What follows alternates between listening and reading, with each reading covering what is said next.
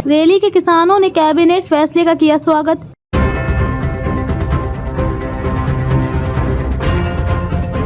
केंद्रीय कैबिनेट की पहली बैठक में सरकार द्वारा किसानों के लिए किए गए फैसलों का बरेली के किसानों ने स्वागत किया है। किसानों का कहना है कि फसल बीमा योजना में सरकार द्वारा जल्दी सेटलमेंट करने और डीएपी की कालाबाजारी रोकने का फैसला सराहनीय है। मैं तरुण गंगवार बहरोली गांव का रहने वाला हूँ। मीरगंज तहसील में गांव है ये, और मैं कृषक हूँ और मैं सभी प्रकार की खेती करता हूँ, चाहे वो गन्ने की खेती हो, चाहे आपके धान की खेती हो, गेहूं की हो, अन्य जो भी फसलें होती है वो सारी फसलें करती है।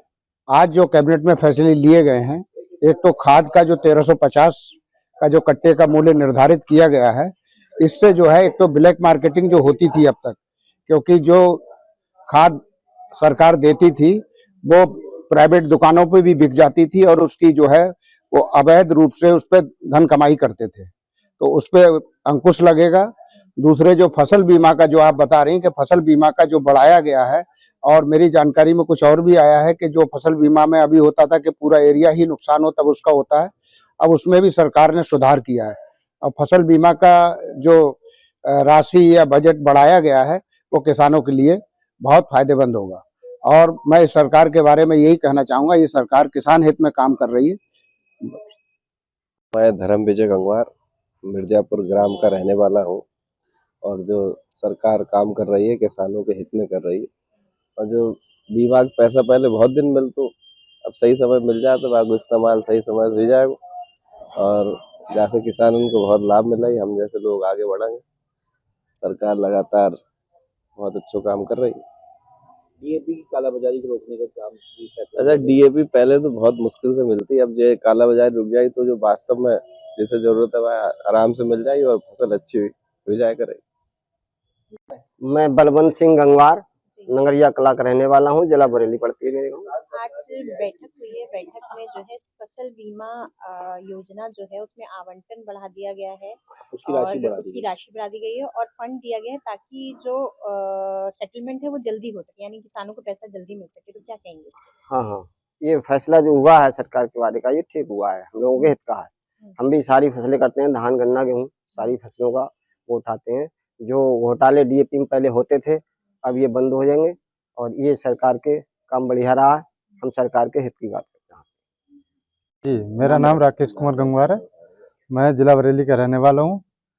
मैं एक उन्नतशील किसान हूँ, ठीक है, और हर तरीके की खेती करता हूँ, चाहे वो बागवानी हो, चाहे गन्ना हो, धान गेहूँ, सब तरीके की खेती करता हूँ।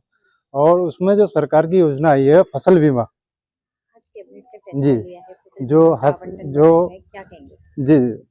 जो आवंटन है, जो पहले की जो राशि थी उसमें बहुत काफी हद तक सुधार किया है सरकार ने। जो पहले की जो राशि थी उसमें बहुत बढ़ोतरी कर दी है। जो फसल बर्बाद हो जाती थी उसके सही तरीके से उसकी राशि नहीं मिल पाती थी किसान को, लेकिन अब वो श्योर है 100% उसको बढ़ोतरी करके ही किसान को मिलेगी। डीएपी की भी बात की, उन्होंने कहा है कि अगर कोई ब्लैक मार्केटिंग करता है डीएपी की तो उसके खिलाफ कड़ी कार्रवाई की जाएगी। जी बिल्कुल, ये इस पर भी नियम बना है कि जो पहले क्या होता था कि जो सहकारी समितियों पे जो ब्लैक में जो डीएपी यूरिया बिकती थी, अब वो नहीं बिकेगी।